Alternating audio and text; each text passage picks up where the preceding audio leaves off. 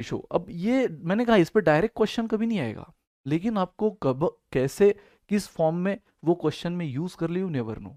ठीक है, तो पता रहना कोई भी हार्मफुल नहीं है, ठीक है, उसका फायदा ही होगा, नुकसान बिल्कुल नहीं है, तो इसके साइड इफेक्ट कुछ भी नहीं गाइस एक्स्ट्रा नॉलेज के।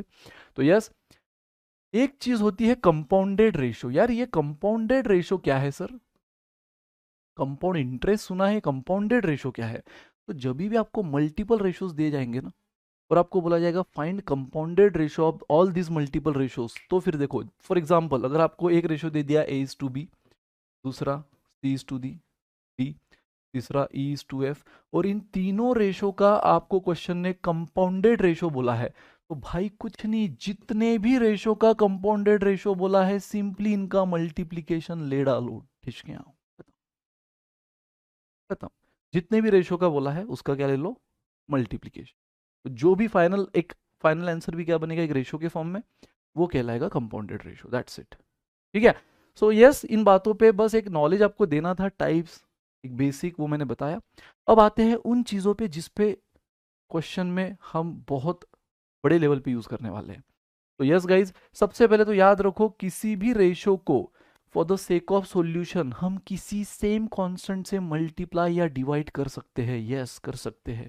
फॉर एग्जाम्पल एक रेशो आपको दे दिया है ए इज टू बी, और आपको लग रहा है कि आपको न्यूमरेटर को भी 4 से और डिनोमिनेटर को भी 4 से मल्टीप्लाई करने की जरूरत पड़ रही है, क्यों पड़ेगी वो आपको आगे समझेगा, है ना, आगे समझेगा, बने रहो। तो 4a/4 भी क्या लिख सकता हूं मैं, instead of a is to b क्या 4a/4 भी लिख सकता हूँ?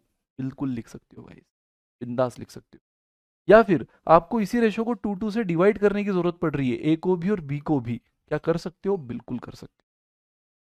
किसी भी सेम रेशो को, किसी भी रेशो को आप सेम कांस्टेंट से मल्टीप्लाई या डिवाइड कर सकते हो, लेकिन सेम कांस्टेंट से, और दोनों को, हाँ सिर्फ ऊपर किया नीचे नहीं, वो नहीं चलेगा। तो न्यूमरेटर डिनोमिनेटर एंटीसीडेंट कॉन्सिक्वेंट दोनों को करना है सेम कांस्टेंट से, मल्टीप्लाई या डिवीजन चॉल्बे, लेकिन अगर आप एडिशन सब्ट्रैक्शन सोच रहे होगे तो नहीं चॉल्बे, ठीक है, बिल्कुल नहीं चलेगी। फॉर एग्जाम्पल देख लो यार, अगर रेशियो 10/60 है, मुझे लग रहा है कि इसको मैं 2 से मल्टीप्लाई कर लूँ, कितना हुआ, 10 × 2 20, 60 × 2 120, या फिर मुझे लग रहा है डिवाइड बाय 5 करूँ, 10 डिवाइड बाय 5 2, 60 डिवाइड बाय 5 12, क्या ये तीनों रेशो सेम है गाइस? ओरिजिनल रेशो था 10/60, दोनों को 2 से मल्टीप्लाई किया, दोनों को 5 से डिवाइड किया, क्या सेम है? चेक कर लो, देखो 0 0 गया, ये कितना मिला हमें, 1/6। यहाँ पर भी 2/12, अगर मैं 2 से डिवाइड कर लूँ कितना मिला, 1/6। 0 0 कटा, अगेन 2/12 कितना होता है, 1/6, खत्म। दूध का दूध, पानी का पानी, समझ गया ना, किसी भी रेशो को हम सेम कांस्टेंट से मल्टीप्लाई या डिवाइड कर सकते हैं, एकदम बेसिक से बता रहा हूँ यार, बहुत सौ को पता होगा, बने रहो, आपके लिए वैरायटी आ रही है, क्वेश्चंस आ रहे हैं, जिनको नहीं पता नोट डाउन कर लो। तो सर क्या हम इसी रेशो को 10/60 किसी सेम कांस्टेंट से ऐड या सब्ट्रैक्ट कर सकते हैं? मान लो अगर मैं इसमें 2 ऐड करना चाहूँ तो 10 + 2 12, 60 + 2 62, क्या ये भी 1/6 है? नो। या 2 अगर मैं सब्ट्रैक्ट कर लूँ 8/58, क्या ये भी 1/6 है? नो।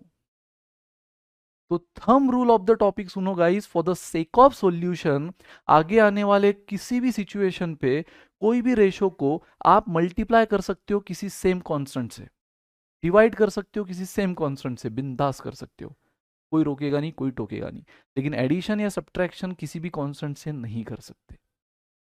ठीक है, चलो गाइस नाउ और एक चीज समझो, अगर आपको 2 3 रेशो दे दिए है, मान लो a/b दिया है, b/c दिया है, a/b दे दिया, b/c दे दिया, लेकिन क्वेश्चन चाहता है इन दोनों रेशो को सेम प्लेटफॉर्म पे लाने का, यानी क्वेश्चन चाहता है a/b/c निकालना, समझ रहे हो, a/b दे दिया, b/c दे दिया, लेकिन चाहता है a/b/c निकालना, कैसे निकालोगे, सिंपल है गाइस, मान लो ये दे दिया है 2/3, ये दे दिया है 5/7। एक तो थोड़ा कन्वेंशनल मेथड आपको बताता हूँ, बाद में फिर ट्रिक बताऊंगा। कन्वेंशनल मेथड तो क्या यार, ए बी सी को अगर मुझे सेम प्लेटफॉर्म पे लाना है तो सबसे इंपॉर्टेंट रोल कौन प्ले करेगा, B, because B is the mutual friend, B A के साथ भी जुड़ा हुआ है, बी सी के साथ भी जुड़ा है, तो ए सी को भी कौन दोस्त करवाएगा, दोस्ती करवाएगा, बी ही करवाएगा ना, तो यस बी के साथ खेलो। अब यहाँ बी कौन है, 3, यहाँ बी कौन है, 5।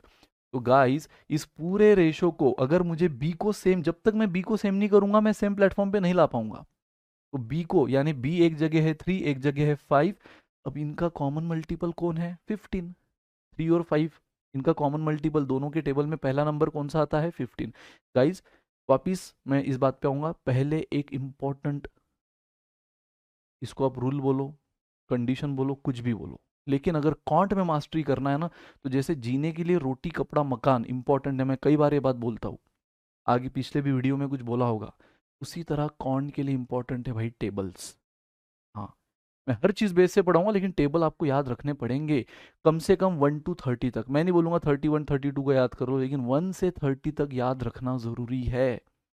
अगर 12 का रहा होगा, आज से 13 का स्टार्ट करो, है ना। ताली दोनों हाथ से बजेगी गाइस, लेकिन जोरदार अगर बजानी है तो उतनी मेहनत आपको करना होगा। तो टेबल्स सबसे प्रायोरिटी पे, उसके बाद स्क्वायर, स्क्वायर रूट एटलीस्ट 30 तक, ये भी 30 तक याद होना जरूरी है, and cube, cube root at least 15 तक, 15 तक। इसके ऊपर आप जितना करो बहुत बढ़िया, लेकिन 1 to 30 table, 1 to 30 square, square root and 1 to 15 cube, cube root, ये टारगेट बना लो, ठीक है। चलो आते हैं, तो यस 3 और 5, अगर आपको टेबल याद होगा तो आपको मालूम है कि 5 के टेबल में और 3 के टेबल में पहला वो नंबर कौन सा? 15, तो बस 15 कर दो। अब इसको यहाँ 3 को अगर 15 करना है तो पूरे रेशो को हम 5 से मल्टीप्लाई करेंगे, और अब आपको तो समझ गया होगा हम किसी भी रेशो को सेम कांस्टेंट से मल्टीप्लाई कर सकते हैं। तो यस गाइज, इस पूरे रेशो को, सिर्फ 3 को नहीं करना है, पूरे रेशो को करना है। हालांकि हमें सिर्फ 3 को 15 करना है, लेकिन उसके साथ में 2 को करना ही पड़ेगा, वही वैल्यू एज इट इज रहेगी। तो इस पूरे रेशो को हम 5 से मल्टीप्लाई करेंगे, देखो ये 15 हो गया, और इस पूरे रेशो को 3 से करेंगे, ये भी 3 इंटू 5 15 हो जाएगा। तो ये एंटायर रेशो इंटू 5 कितना हुआ? 10:15। ये एंटायर रेशो इंटू 3 कितना हुआ? 15:27 हो गया, 15:21, ठीक है। सो यस गाइज, जो चीज आपको चाहिए थी वो मिल गई है। आपको चाहिए था बी को सेम करना, तो एक जगह 3 था, एक जगह 5 था, इक्वल नहीं था। आपने क्या किया, जिधर 3 था 5 से मल्टीप्लाई किया, जिधर 5 था 3 से मल्टीप्लाई किया, इसकी टोपी उसके सर, है ना, मल्टीपल दोनों का सेम 15 है, 15 कर दिया। और उस चक्कर में अब देखो, जब बी 15 होता है तो ए कितना होता है? 10, और जब बी 15 होता है तो सी कितना होता है? 21। तो गाइज ये बन गया इन तीनों का कॉमन प्लेटफॉर्म। मतलब जब ए 10 होता है तो आप क्या बोलोगे? सी 21 होता है। ए और सी क्या हो गए? सेम प्लेटफॉर्म पे आ गए, जो इसके पहले नहीं थे। तो यस गाइस, किसी भी रेशो को अगर हमें सेम करना है तो जो म्यूचुअल फ्रेंड है उसके साथ खेलो। लेकिन मैं अब इससे भी बेहतरीन टेक्निक बताता हूँ। मान लो अगर ए इज टू बी 2:3 है, और बी इज टू सी कितना था? 5:7। तो अब देखो, अगर आपको ए is to B is to सी निकालना है, तो सबसे पहले तो ए के और बी के नीचे बराबर उसकी वैल्यू लिखो, बी और सी के नीचे वापस बी के नीचे 5 आएगा, 7। और गाइस अब आपको क्या करना है? अगेन बी के एलिमेंट को क्या करना है? Mirror image. यहाँ बी 3 है, बिल्कुल उसके सामने जगह है 3 लिख दो। यहाँ बी 5 है, बिल्कुल इसके लेफ्ट में जगह है 5 लिख दो। और क्या कर लो? इन दोनों का, इन दोनों का और इन दोनों का मल्टीप्लीकेशन ले डालो। 10, 15, 21। मुझे बताओ गाइज, यही आंसर आया था ना? इसके पहले जब मैंने आपको कन्वेंशनल अप्रोच बताया था, बी को सेम करने वाला अप्रोच, वो भी तो यही आंसर दे रहा था। इतना ना करते हुए ये ट्रिक ध्यान में रखो, बराबर जो सेम है उसको हमने बीच में रखा, बी के इधर जगह थी एज इट इज, 3 को कॉपी किया, इधर 5 को कॉपी किया, खेल खत्म। अब ऐसे चाहे जितने वैल्यू अलग अलग होने, तो मान लो ये 4:7 है और ये 8:3 है। अगेन क्या करोगे? अगर आपको ए is to B is to सी निकालना है, छोटी छोटी बातें लेकिन एक्चुअल क्वेश्चन में काम आएगी, ध्यान देना। तो 4:7, बी इज टू सी क्या है? 8:3। गाइज इधर 7 कॉपी, इधर 8 कॉपी, मल्टीप्लीकेशन 32, मल्टीप्लीकेशन 56 और multiplication 21। This is the ratio. ये है वो रेशो जिसमें एबीसी खेल रहे हैं। क्लियर है गाइज? तो इतनी बातें समझो। अब बढ़ते हम आगे क्वेश्चन की ओर। सो देख लो अब छोटे छोटे क्वेश्चन। अब यह आपको दे दिया 2 times of a is equal to